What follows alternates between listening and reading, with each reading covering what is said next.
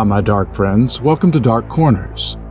I trust you are ready to listen to Curses, the 6th episode in Wraiths of the Appalachian. If you are just now realizing that this is not a standalone story, but rather one of many episodes in a continuing story, you're probably muttering your own curses. But don't be mad, it happens to the best of us. Well, maybe not the best of us. I mean, the best of us read the fine print. But don't be embarrassed. Just back out of the episode and scroll down the list and look for episode 1 for this series. That's it. Good luck. Okay, now that that's taken care of, let's get on with the episode.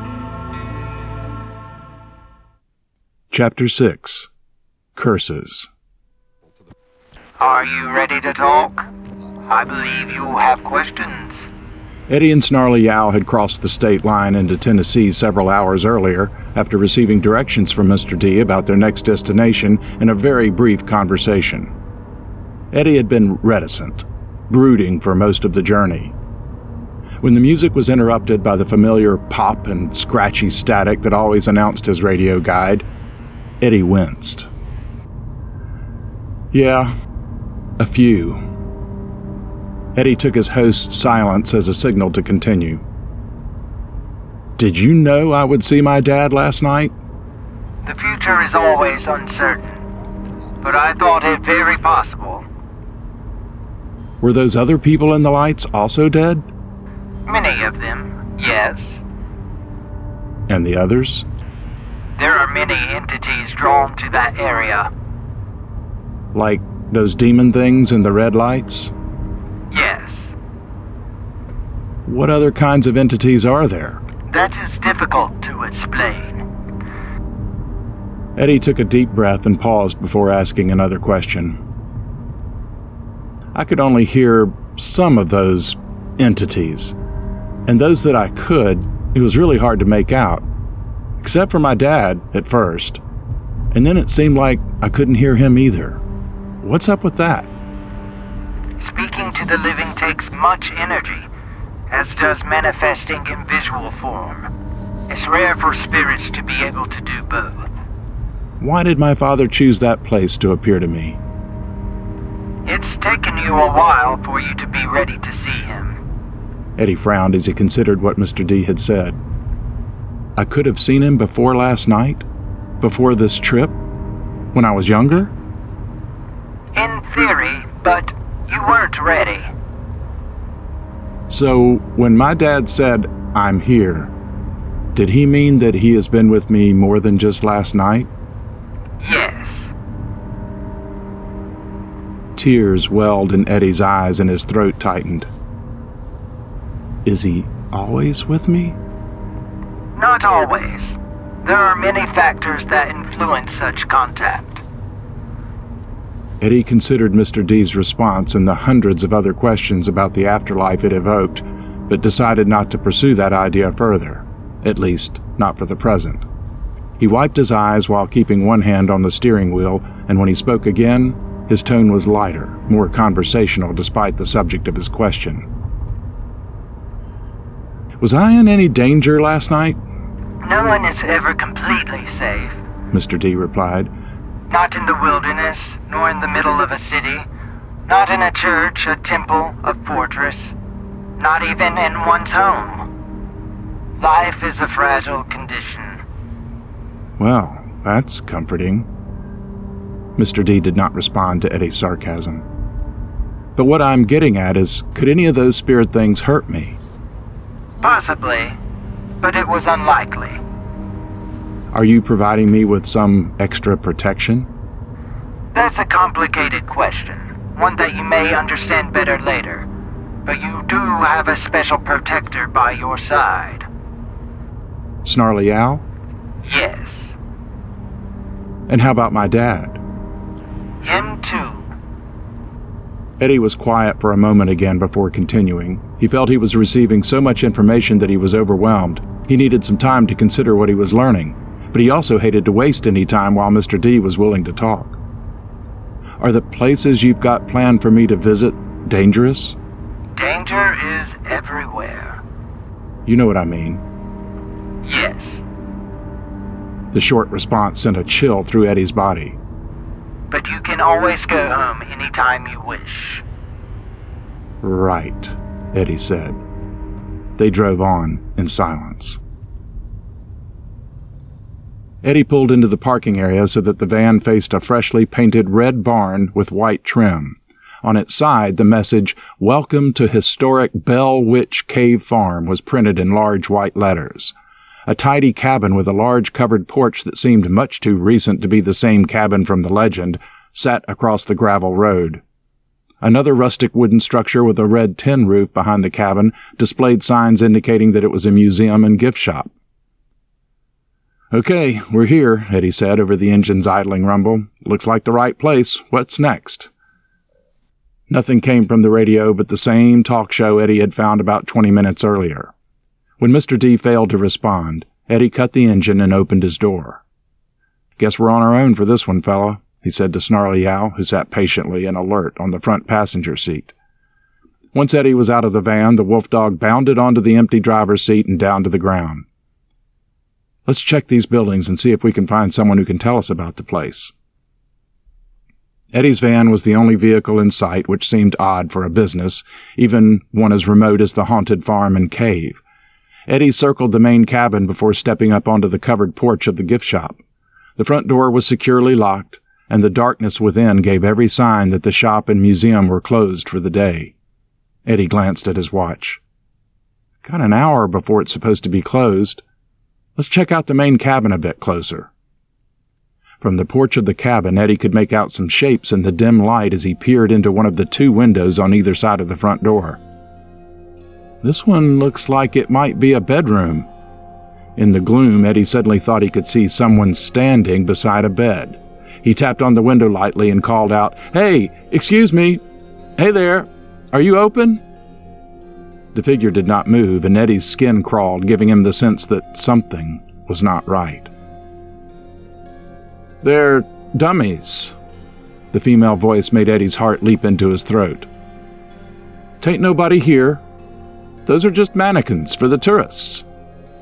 Eddie stepped over to the rail to speak to the woman who had addressed him. She eyed Snarly Yow warily, but the wolf dog did not growl or assume a threatening posture. He just stood beside Eddie with his ears pointed up and his eyes intently focused on the woman in black. When Eddie saw her concern, and noted for himself that Snarly seemed to be unalarmed with the situation, he said, "He's fine.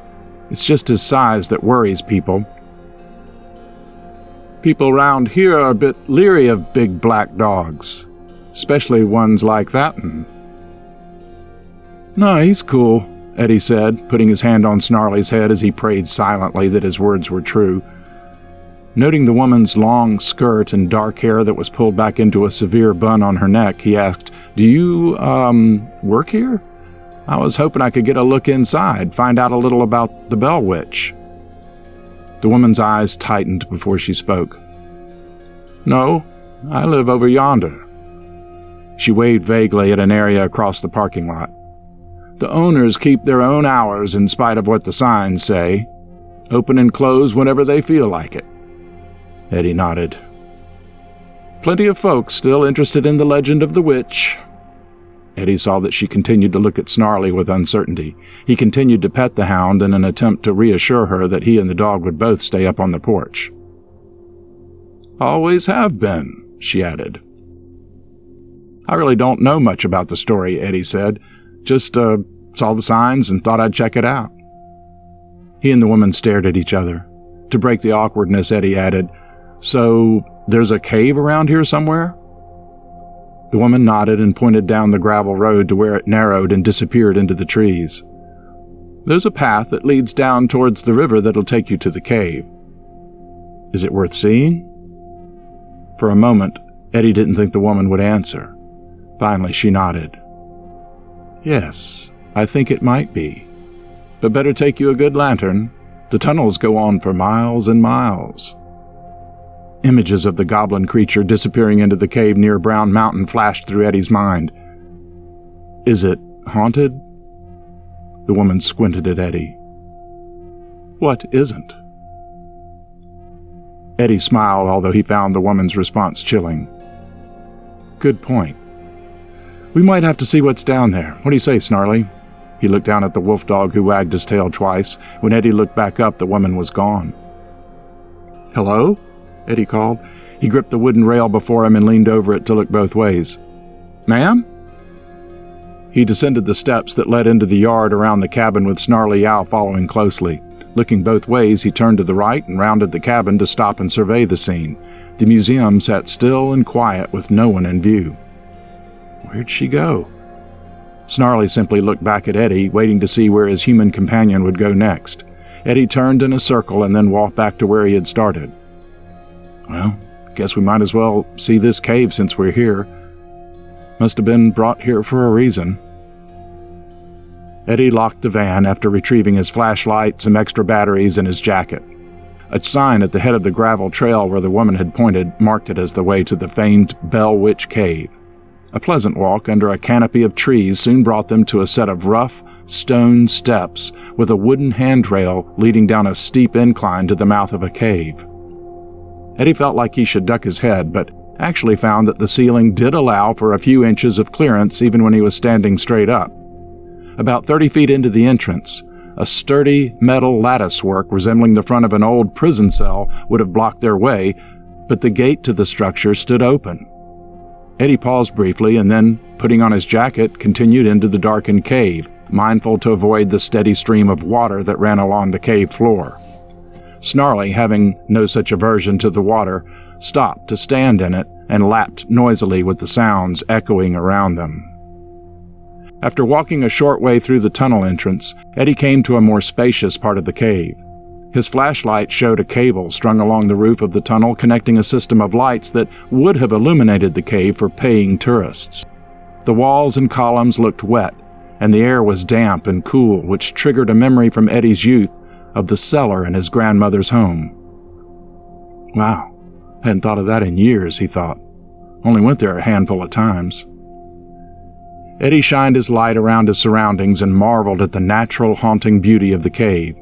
The knobby white growths protruding up from the cave floor and on ledges of the walls formed by the slow dripping of mineral deposits looked like ghosts, faceless heads and shoulders rising eerily from a soupy bog. Over the course of the cave's centuries-long existence, the water had left no sharp edges on the large rock formations. Eddie felt like he was walking in a museum of surreal and expressionistic sculptures, and wished that he had searched for the master switch that would have turned on all the lights so that he could get the full effect, rather than seeing only what the singular beam of light revealed. I suppose I should be grateful to be getting my own free tour, even if it is unfortunately self-guided. A loud clanging that came from behind Eddie made him jump. He followed the sound back through the entrance tunnel to find that the gate had slammed shut. He pushed it, but it did not open. He and Snarly were locked in. Hey, anybody out there? My dog and I are in here. Can you let us out? No answer. Hello? We're locked in. Can somebody please let us out? Silence. Eddie shook the gate violently and yelled again for help, but it held strong with no answer from outside. Damn it! Should have put a rock or something here to hold the gate open. At least that might have let people know that someone was in here. He squatted in front of Snarly and rubbed the wolf dog's face and ears. Well, if I gotta be trapped in a creepy cave, I'm glad you got trapped in here with me. A high-pitched giggle echoed from the depths of the cave behind them, along with the pattering of small, bare feet. Snarly gave a quick huff and darted into the darkness of the tunnel back toward the large chamber they had just left. Snarly, no! Come back, boy! The sound of the wolf dog's paws diminished until Eddie couldn't hear anything but his own breathing. Eddie jogged through the tunnel, splashing in the stream as he made his way back into the chamber. He frantically directed the beam of his light around the room but saw no sign of the dog. Another tunnel led out of the chamber on the far side, and Eddie sighed as he realized that he would have to see where it led. A smothering anxiety wrapped itself around Eddie as the walls of the tunnel narrowed, forcing him at one point to turn sideways to squeeze through in order to make progress.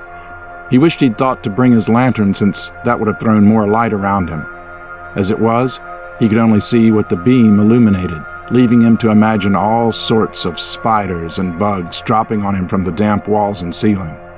Finally, the passage opened again, and he found himself in another large chamber. "Snarly?" Nothing. Only the sound of dripping water falling into an invisible pool somewhere in the darkness. Eddie slowly searched the room with his light and sensed a large shape looming to his left. Darting his light at it, he saw a frozen, devilish face grinning at him, mocking him. The carved rock sat atop a large boulder that resembled, with a slight push of imagination, an oversized torso. As Eddie studied it closer, he imagined that tour guides might refer to the sharp jutting chin and narrow eyes as an image of the Bell Witch herself. Whoever she might have been, Eddie thought, somebody had to have carved it. That couldn't have happened naturally, could it? A slow search of the rest of the room revealed an odd placement of rocks that vaguely suggested an open rectangular box. As Eddie approached, he saw that something lay within the border of stones. When he got closer, his scalp tingled as he realized that the arrangement contained human bones. They nearly filled the space within the stone box, but Eddie could tell that this once must have been a grave made for a child. But why is it above ground? And why not make a real casket, even a wooden one? As Eddie studied the bones a bit closer, his flashlight flicked off, and he was thrown into darkness blacker than anything he had ever known. He hit the flashlight against the heel of his hand, but it would not come back on. Trying not to think about where he was or what was right beside him, Eddie sat down on the cold clay floor and fumbled in the pockets of his jacket for more batteries. He removed the 2 batteries that had been in the light and put them on the ground beside him so as not to confuse them with the new ones. It wasn't hard to make the change in the dark. He'd replaced them so many times before, but his hands trembled so that he dropped one of the fresh batteries and then knocked it away as he fumbled trying to catch it. For Christ's sake, get a hold of yourself, he thought as he searched the immediate area on his hands and knees. I've got to have 2 batteries for this to work. He gripped the flashlight with one hand and patted the ground in front of him with the other. The hard clay felt muddy, and he knew he would be a nasty mess when he finally got out of the cave. If I ever get out of the cave. Something gripped his outstretched hand. Eddie gasped and yanked his hand back. Such a handsome boy, whispered a low feminine voice, and Eddie felt the soft breath on his ear.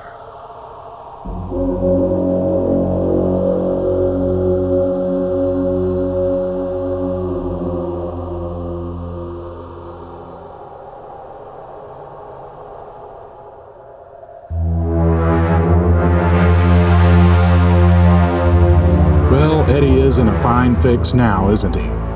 I can't imagine what might be worse than being in a pitch-black cave with spirits that not only talk to you in the darkness, but touch you. But you know what is cool to listen to in the dark? Any of the eerie soundtracks created by Mombi Ullman, whom I sure as you know by now, wrote the music that inspired this whole series. You can stream the music for free, but you can also purchase any of the albums for a very reasonable price if you want to be something other than a tight-fisted old cheapskate. But you can listen for a while first. Just eventually, well, you know. And speaking of tight-fisted old cheapskates, as long as you're loosening the strings on that money purse, and what are you doing carrying a money purse for crying out loud? You can find a book or 2 to buy at davidallenvoyles.com, my official website. There's other stuff on there too. I forget what all at the moment. Okay, enough of the sales pitches. Take care, and I'll see you again soon in the dark corners.